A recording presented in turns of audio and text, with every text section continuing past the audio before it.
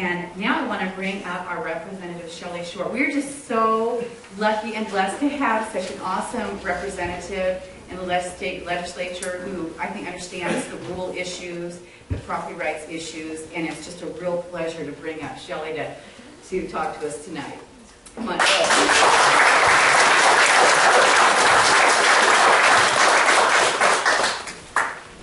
You need me about right over here? Yeah. There you go. It is great to see all of you.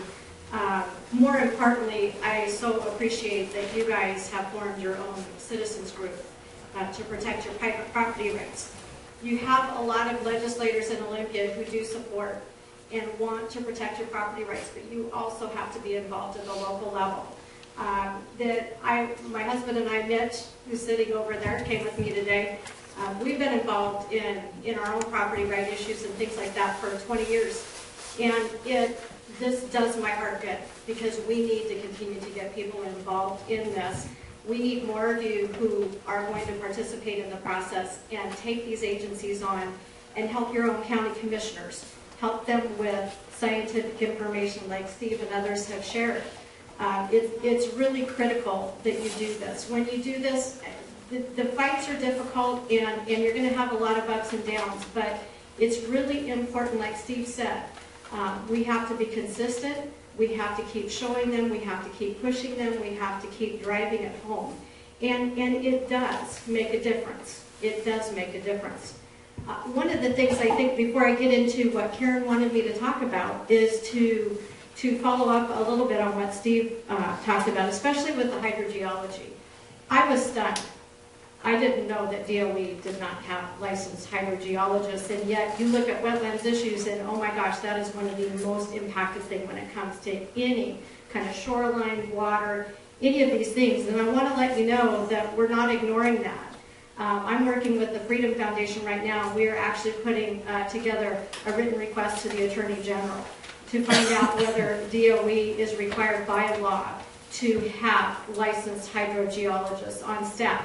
We don't know. We're going to ask for an informal opinion. That's the first step. There's also legislation that Representative Taylor has introduced, David Taylor, that actually will mandate that they use and that they become licensed hydrogeologists. So we have heard it. We understand what Steve's saying. It just shows you how out of control it is and how much lack of accountability there is when it comes to these state agencies.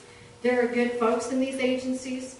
They're not all that way, but until we get some people in there that really do it right, do it like Steve's done, go through the colleges, go through the preparatory work. So what they're really doing is science-based. So I wanted to let you know we're working on that, and I'm excited. It's going to be very interesting.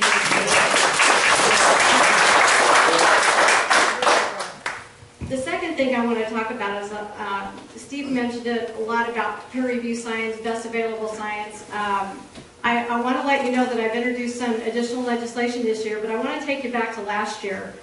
I introduced a very comprehensive first step approach to ensuring that your state agencies use peer review science. And that was quite an interesting journey. It was House Bill 1307. For any of you who have participated in the legislative process, when agencies don't like bills, they put high costs, high fiscal notes. And I will tell you, they put a $19 million fiscal note on it. And that's the way they kill bills when they don't want them, because especially in these grave times with the economy and everything, boy, they sure don't want a bill that's going to cost more state money. So we went through this process, but I want to share with you some of the conversations I had with DOE and Fish and Wildlife. Those were the two agencies I was really wanting to take on because I believe those two agencies really are the ones that do you the most harm, do property owners the most harm, do agriculture and ranchers and everybody the most harm. So I'm sitting with their top scientists in my office, and they're quite concerned about this bill, and they're quite ready to tell me that they already do this and that I ought to trust them. And I said, forgive me, my folks back home elect me, and they want me to hold you accountable, and you're accountable to no one. And so forgive me if I don't want to trust that what you're telling me is actually what's going on. And he actually thought I impugned his character, and I have these agencies, I'm willing to sit down with them, willing to engage them, and it was quite interesting. And he just said, you know, I'm really offended. You're impugning my professional character, and I told him I really didn't care. So it's just the thing, it's a very difficult task. For so many years, we've been afraid to get into the scientific arena. And I think part of it is because if you've got a PhD behind your name and all of these things, you just assume that these folks know what they're talking about. And that how can we, as a property owner or anything, take a PhD on? Well, I will tell you, I have learned more in the last year. And when you say things have been, when they say things have been peer reviewed, maybe, most of it's internal. And even when it's external, they pick the people to do those reviews. And I'll tell you, the deeper and deeper we get into this, it's unbelievably amazing, and it just makes your head spin, because you're just stunned. You're really stunned that they have taken such a lack. It's a very closed circle process. And they do not like that Steve is getting into that closed process. They don't like that I'm getting into that closed process. And it has been quite a journey, and I will not give up. We will have very many ups and downs in this process, but like Steve, I believe we have to be consistent, we have to keep pushing, and we have to keep expecting. I'll give you a current example, and it's going to blow you away. I was just stunned. There's a thing that DOE is doing, fish consumption update, and I spent an hour and a half with their scientists and their policy people. When the state sets water quality standards, they use fish consumption as part of that data to determine what that ought to be. And if you think of fishable, swimmable, drinkable, that kind of standards, pretty high. And usually what they used to do is take an average. So if you were a low-end fish consumption versus high-end, like, you know, tribal, Asian, Pacific Islanders eat a lot of fish, they usually took an average. Well, I'll tell you, this one they're working on, they want to take the high end. And that's going to mean about a tenfold increase in when you think of sediment or toxics, things that are trace minerals. The huge impact on every walk of life. So we're talking about this process, and I asked them if I could see the raw data of the reports that they based their documentation on.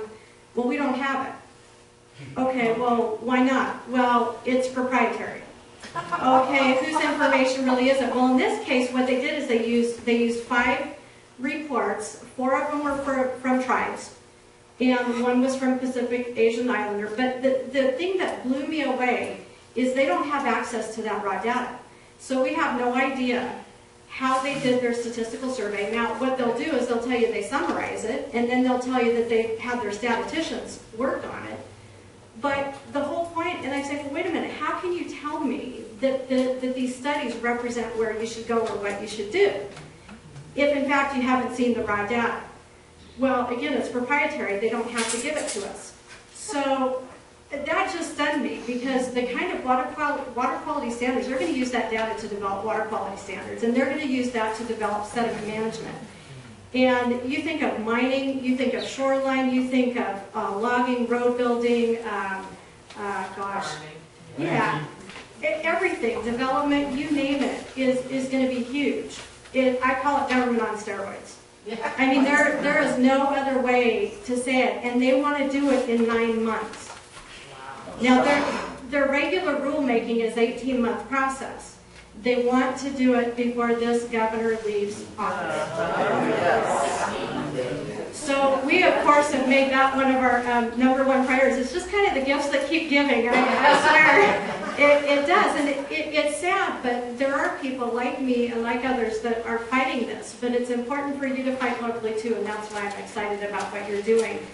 So we want to tell you a little bit about a couple pieces of legislation. One, I've got, because they took my bill and said it's going to cost $19 million. Obviously, it's not going to go anywhere. So what I did is there was a tiny bit that was in a bill that I thought would be helpful in a single piece of legislation. And what it does is I'm simply asking the agencies when they do any major action, DOE and Fish and Wildlife, that they have to list the science that they reviewed, and then they also have to list what they relied upon. How many times do you know what really the agency has reviewed? You have no idea. You're trusting them. It's very simple. It really reads like a bibliography. But for someone like Steve or for you that want to kind of get into it and really see what it's all about, or for all of us, we have an ability to at least do that. That's how we found out on the fish consumption update. They relied on 4 studies. 4. That's it. There was no other information that they're relying on to do this fish consumption update. So we'll see. I talked to DOE. I said, they said, well, we see your legislation. I said, yeah, we discussed this. You said you could do this with little cost. Do you remember that? And so it'll be very interesting. That bill is House Bill 2335, and it will be heard in the Environment Committee on Thursday. So I'm really excited. Actually, I'm kind of excited to see how they're going to try and tank it, because they really do not want they do not want the camel's nose under the tent. And the more that we continue to do things like this, it brings to light, to transparency, what they're not doing. And so we are going to continue, yes. We've got 2335 coming up before the committee on Thursday. Who needs the phone call and an email? Give me a name. Well, you could do that to me. I'm actually the sponsor of the bill. Or you could send it directly to the committee. But more importantly, probably at this date, if you would just send your comments to me that you support the legislation, that would be wonderful. Wes McCart has come over and testified a lot with Farm Bureau and other organizations, and it's great. But if you can't be there in person, it's okay. You can still send your written comments, and I can make sure those get into the record, and it lets other representatives know. So we're really excited to take this on. Are you looking for specific stories related to that to help you get that bill moved out of committee? Absolutely. Absolutely. In what way? Describe what kind of stories you're looking for. I think stories of where maybe in Steve's example, where they haven't used best available science, or they have cherry-picked science that they've decided to use. I think if you have any of those kinds of examples would be great. But really, just your support of the legislation. The chair of the committee, Representative Up the Grove, I'm the ranking member, so I'm the lead Republican, and he's Democratic chair. He signed on to that with me. I don't know that he necessarily thinks that the science is a problem, but on the other hand, he's willing to take a look at it, and he has supported me in this effort, and I really have a lot of respect for him for doing that. So there's one other piece of legislation that I think you'll really be excited about, and it does not have a bill number because I just signed the blue sheet. Representative Overstreet has got a property rights bill, and it basically says that the government must provide compensation if they're going to take your property.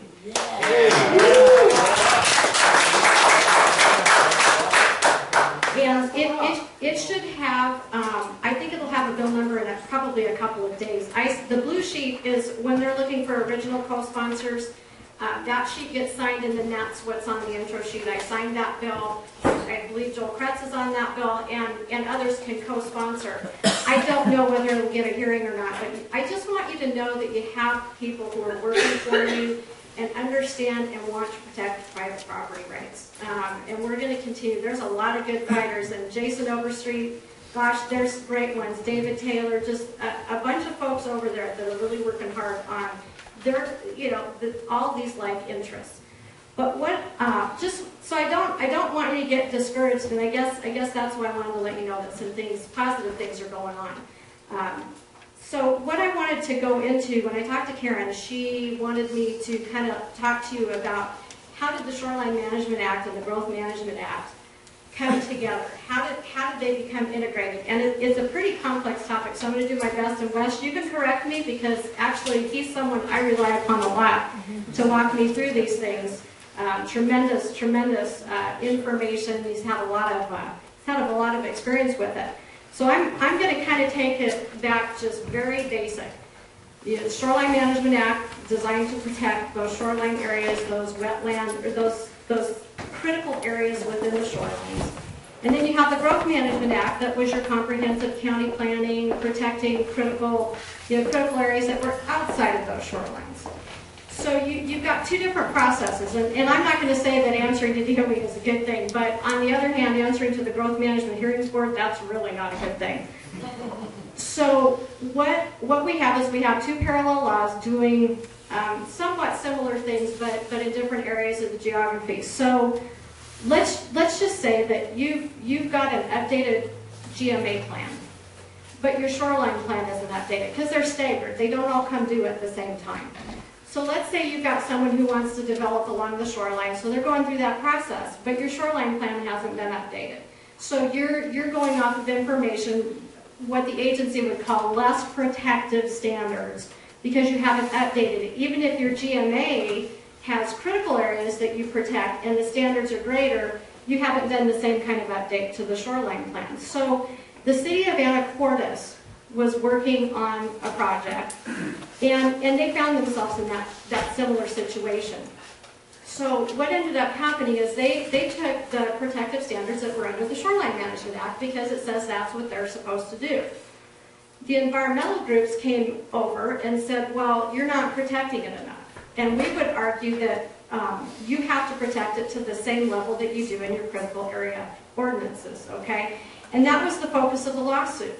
So they were saying that the SMA still, and it does, still say that you have to protect your critical SMA areas like your critical area ordinance, but you don't commingle the process.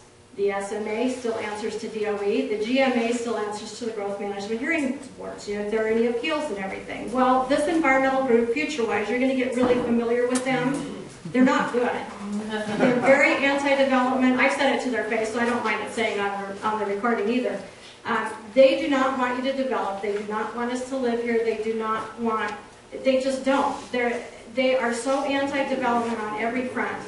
Well, they were the organization that took on the city of Anacortes. Actually, it was they took on the Growth Management Hearings Board. And so they felt like there should be these protections. So it went through the court system, the decisions came back and forth, and ultimately what was decided, the state Supreme Court basically said that they did not agree with the lower court. The lower court said, yeah, you should be under the critical area ordinance, even if you're doing a shoreline, you know, this project in the shoreline.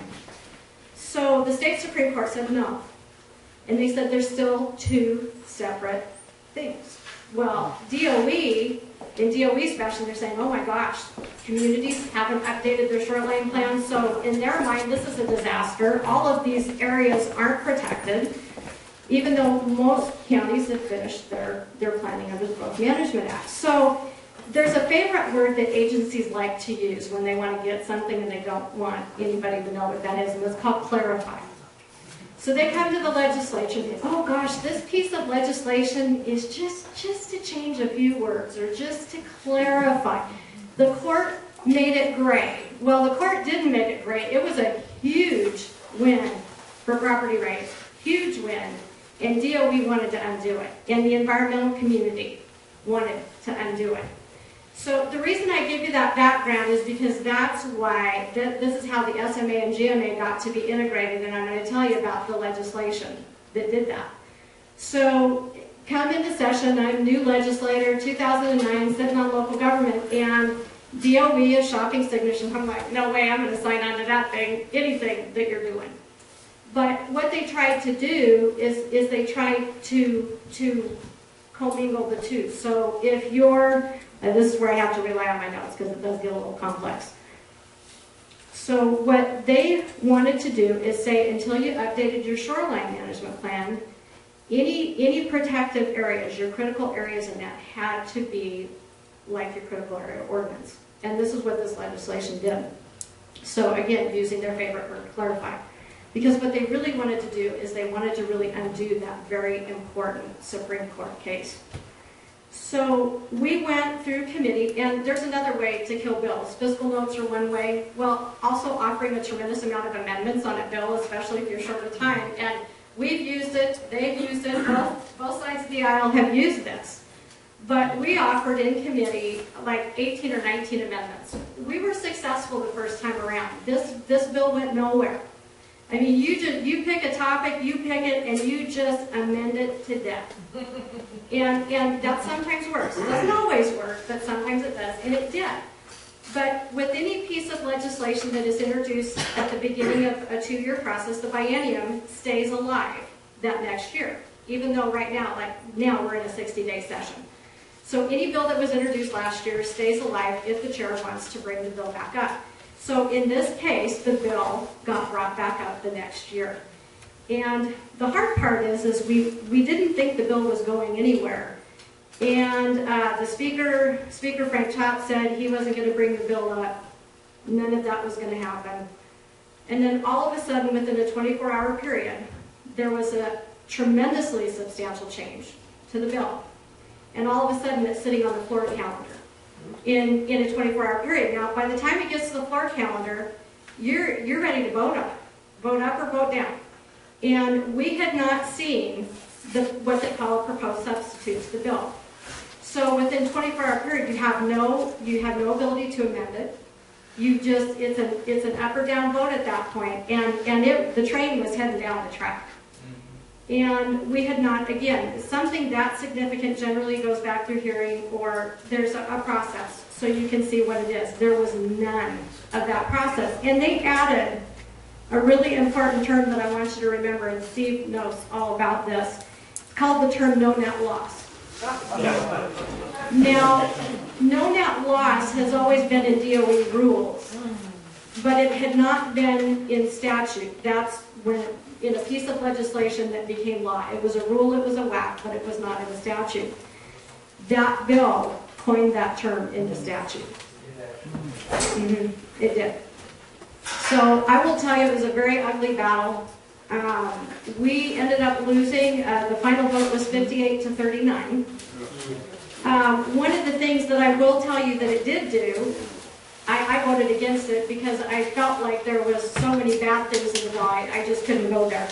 But one thing it did do is offer temporary protection to what they call non-conforming uses until the shoreline management plan was updated. You think non-conforming uses, your houses, your maybe businesses, your overwater structures, garages, that kind of thing.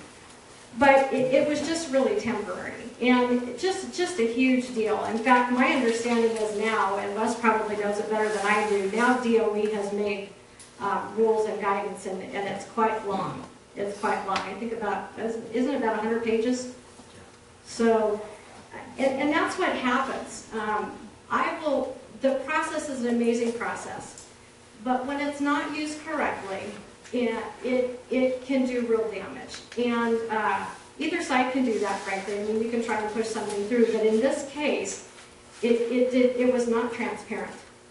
It was not transparent. And really, and it came up at the 11th hour, so right before the end of session. It was very, very difficult, but it's just astounding. So I want to take you to another piece of legislation, and that was Senate Bill 5451. And Senator Ranker introduced it, and what he was trying to do is to make permanent in place a legal status of prior existing structures. So if you're on the river and you've got a house, or you've got a business, or you've got a boat, boathouse, whatever, you were protected. Even when you update the Shoreline Management Act, your uses are protected. You could, if they were built structures, you could repair them, you could rebuild them. Now, the bill started out really good because it included everything. And unfortunately, at the very end, the only thing it exempted was residential and, let's see here, I'm looking, garages and sheds, but no bulkheads, no overwater structures, and no businesses. So it was one of those where I voted in favor of it, and it was only because we need to start protecting it permanently. Do I think it's a good idea that businesses aren't protected or your overwater structures aren't protected? No. But I felt you needed to start some protection permanently instead of just temporarily. So we're going to continue working on it. And we had amendment language, just so you know, to put it back in, that it would have protected businesses and so forth. And it goes back and forth. It goes back and forth. A lot happens in this place, but a lot of it happens incrementally. And so we're working to incrementally take it back. But that's why it's so important for all of you to be involved. Because you not only push the legislature, you give those of us who are working on it the ability to say, hey, look at these people who are behind us. And it becomes a force, and it's called grassroots.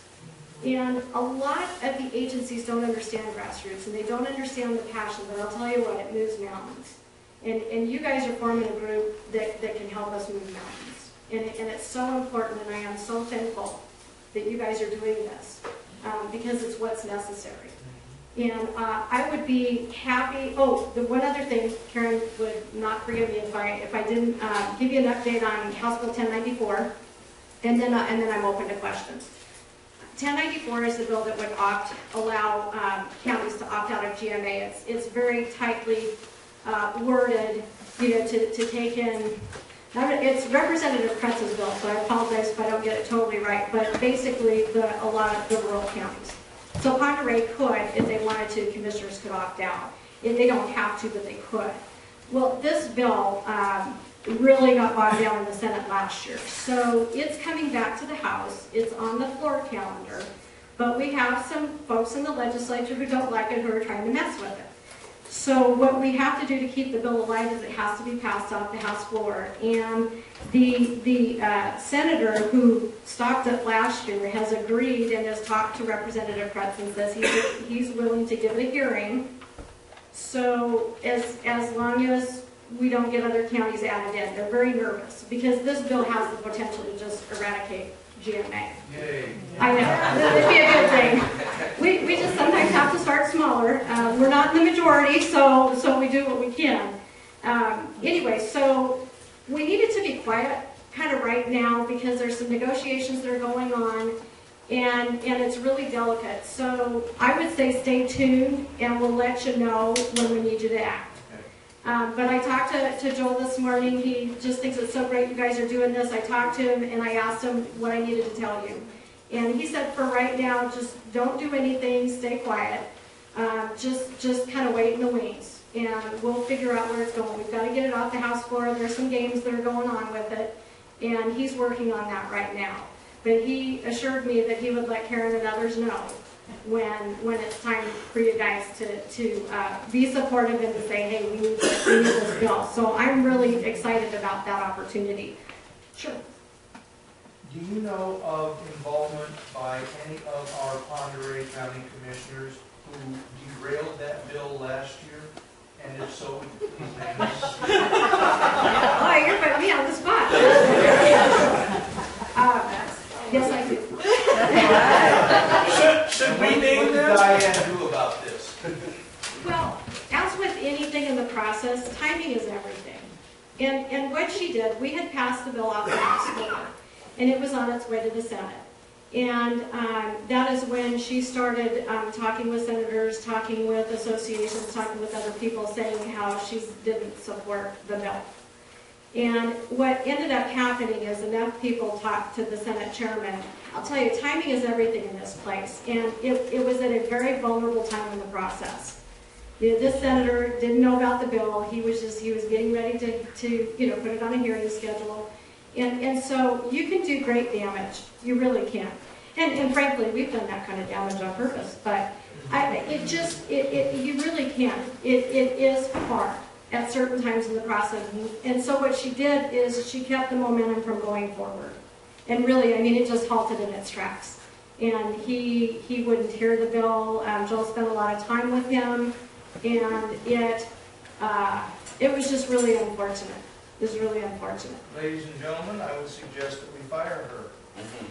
We don't know who she is. Replace her. Diane Weir, County Commissioner. Thank you. I don't know who in here sits in her district, but next time about, find somebody who doesn't go where Diane Weir goes.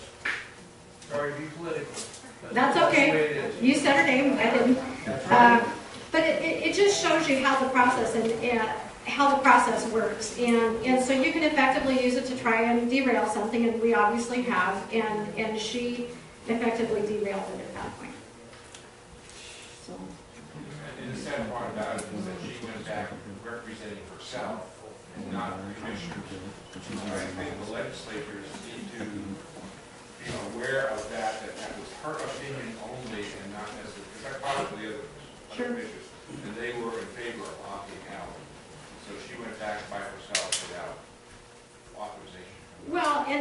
hard is anyone as an individual, whether you're an elected official or not, can choose to participate in the process. And it is unfortunate, but you know, we're still individuals and we have the right to participate. But again, it was just, it really did not help at all. HB 1094 is rather important to just about everybody sitting in this room. The question I would have, will you and Joel ensure that our group here, CAPR, and possibly individuals within this group are aware when some push needs to come on that bill? Absolutely, absolutely. We'll definitely be sending it Karen's way, and Karen will just make sure information gets disseminated out. I'll let you know how it works when things are scheduled. Right now, the bill's not scheduled. Obviously, it has to pass the House first. So that's why it's not necessary for you to be involved quite right yet. But when and if it passes the House, then the Senate or House, you're required to notice bills for 5 days. Now, unfortunately, the 5 days isn't 5 working days. So depending on when the Senate schedule is for that particular committee, you might find 2 of those days over the weekend. And so it's going to seem like it comes rather quickly, and it does. And sometimes those hearings are 8 o'clock in the morning, you know, on the west side of the state. And Wes knows that. I know he's traveled overnight, all night to get to a hearing the next morning. So, but we will definitely, as soon as it passes, I'm sure that Joel will be communicating with Karen to figure out what those next steps are. But there is a 5-day notice period. So whenever a bill is introduced and goes to a committee, they have to give that 5-day notice. Sure. Do we live in Monterey County in this area? You and Joel represent us. What about the rest of the group? Do letters and comments from us going to people we can't vote for carry any weight with them? Do they seem to? You may not know for sure, but do they seem to? Yeah, that's kind of a mixed thing. I look at what other people send. Obviously, I want to know first and foremost how my district folks feel. But I do look at other pieces of information. And I think it's really up to the individual. They're not obviously required to. But I think in the instance of, say, this bill makes it through and goes to the Senate, you would probably want to be communicating with the chair as well as members of that committee. And again, Joel can give you guys who you need to or who you should. And then, of course, you've got Senator Morton that will be helpful in the Senate as well to help. So it's just really hard. I think that it's better to send it to the committee because that committee sees that bill. But you have friends. I mean, you have friends. Dean Tackle is chair of local government, and he actually is very supportive of the bill. And the former chairman of that committee wasn't, but he really helped shepherd this through the House Local Government Committee. So we do have people who are supportive. Where they're nervous is they don't want to undo the whole thing. Now, yes, we would love to. But there are other districts that say, wow, okay, we get it maybe for the rural areas, maybe this didn't make sense and fit, but we're nervous that you're going to undo the whole thing. And that's where it really gets kind of dicey. Sure. Any other questions? Can you talk about Jan Angel's bill getting out of the hearing board, just briefly? Do you want, because I know she's got a bill out there, but I honestly haven't read it yet. Been kind of busy with that fish consumption update. If you have information on it, that'd be Well, great. I mentioned it earlier, it's 2282. Okay. I have not looked at it, but it would be a good one to look at. I guess the big thing is again, they need stories about how local governments have been impacted by decisions of the growth management hearings boards and erroneous decisions. And so if you're not aware of some, I'm sure others in the county are, as well as some of your neighboring counties. So pass the word that we need to get those.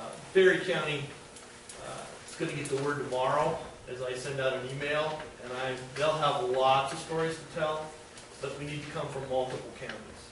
What's that again? Offered amendments to do those kinds of things, and they get voted down. or they get stripped from a bill. I've had things, the governor has stripped things from pieces of legislation. So it really is difficult. You need the majority. You really do. You need what I call it is like-minded majority, is what you need to be able to get things through. But see, DOE has only taken a 4% cut, where services for seniors and developmental disabled individuals has taken upwards of 20% cuts. It's not right. That's not the way we would do it, I can guarantee it. We have continued to propose options, but they're just not being accepted. Yeah, Karen. Well, the other day I was in the Department of Ecology's office, the regional office in Spokane, and I was asking him this question that one of the ranchers around me had said, when I went around to where talking to our ranchers, they all knew who I was talking about. There's this one guy who drives around and drinks beer and throws the cans out, drives real slow, and he checks out your property, and whenever we're missing something, we suspect it's him, or, But the deputy doesn't have. I mean, we could really say, hey, do something about this or check it out. But that costs money. We know that costs money to check into a pest, right? But the rancher said that. But when I get in my truck, my gross vehicle weight, my load, and all this kind of stuff, if it's in question, it can bring in money. So we know what takes precedence. And I'm telling this to the DOE guys. It's same in Spokane. They're not following up theft anymore. Because that takes money, but they still write tickets. So I said, and he's agreeing. He's like, yeah, and they have those mandates, don't they? I said, well, how do you know they have those mandates? I mean, do you know that the police department has the mandates? We don't know that, really. So, well, we all know it, the little towns and whatnot. So then I said, well, okay, I'm a little entrapping, right? So what do you think if Department of Ecology was defunded in some way, you didn't have the funds, or you weren't getting those grants and so on, but you have the ability to fine, would Department of Ecology be fining more? Oh. And should we be protecting ourselves now? I mean, that idea with that, we need to protect ourselves in that way that, no, you cannot turn to fines in order to fund yourself.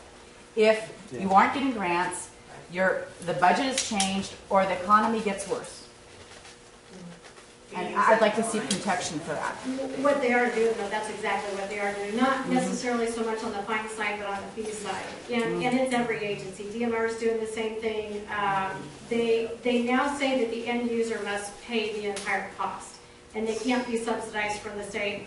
And what I say is that if the people of the state of Washington found it important enough to pass, then my God, the state of Washington ought to be involved in spending the money to do it, and not just the local communities or the end users. Yeah. I think, a lot of our frustration with the Department of Ecology and questioning why they have the position, the power, the assumed knowledge to act and put us to where we're at now is really a social engine that's moving forward. And there are a vast majority of the populace, mostly on the west side of the state, who live in peace and sleep at night because the Department of Ecology has got their back. And so when you look at a legislator or any person in office or in leadership, whether it's administration or a voted legislator, to lose that security of the vote that you did not support that agency is your demise. It's like a president taking on Social Security. It's going to be over. And I think that's why you don't see accountability. And I've always said that power without accountability equals corruption. And 100% of the time I've seen it happen. And so we don't demand checks and balances from the Department of Ecology because it's scary, shaky ground to go on as an administrator. You won't see Olympia challenge them. You may see our voted legislators challenge them, but the administration will not. Because their security is the mass populace think that our world is being saved by the Department of Ecology. And so it's a scary thing, and that's why we talk about best available science, because it's really the only bullet we have in our gun. And because it's like trying to rationalize with a terrorist, they're willing to blow themselves up to create to further their cause. How do you argue that point? And ecology oftentimes uses that same kind of thought. There's no logic behind their motion except power and control. And so if they can control my water, if they can control my land, if they can control my ability to have commerce, they absolutely have control. And I can tell you, in the last 6 months, my husband has paid about $900 in fines off of our feed truck, just hauling feed to our cows, because maybe there's a little running light out on the top of the truck. There's absolutely not one trip he can take that he's absolutely sure is going to meet the protocol, that Freddie's not going to stop him. And so we have gotten so far as to travel with him and go a couple miles ahead of him on the cell phone saying whether Freddie's there, just to save a few bucks and be able to feed those cows. And so, you know, fines are the answer to our budget. And so as long as ecology can bring in revenue to the state by way of fines, that engine's going to move forward without this kind of coalition. That's why this is so powerfully important.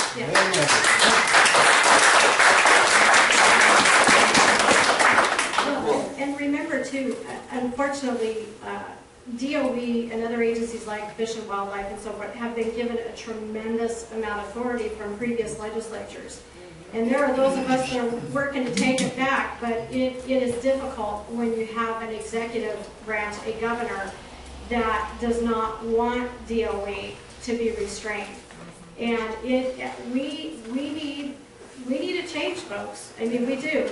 I'll leave it at that, but there are tremendous things, and they have been given tremendous latitude on fees and fines and things that we need to take back, and we want to take that back. Gentlemen, yes?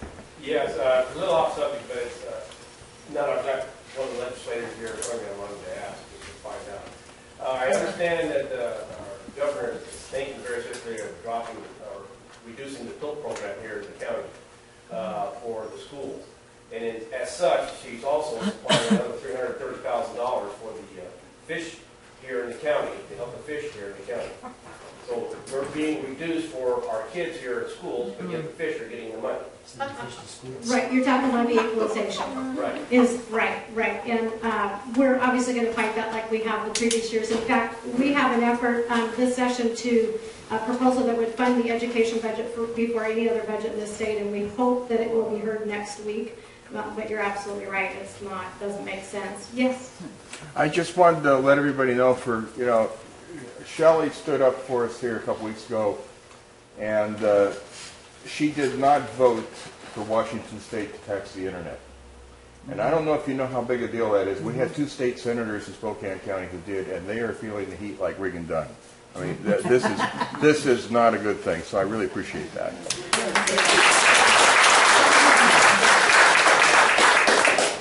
I don't know how Washington counties work, but probably they're similar to Idaho, although we're far more with that issue. It may very well be that your sheriff can stop that as harassment.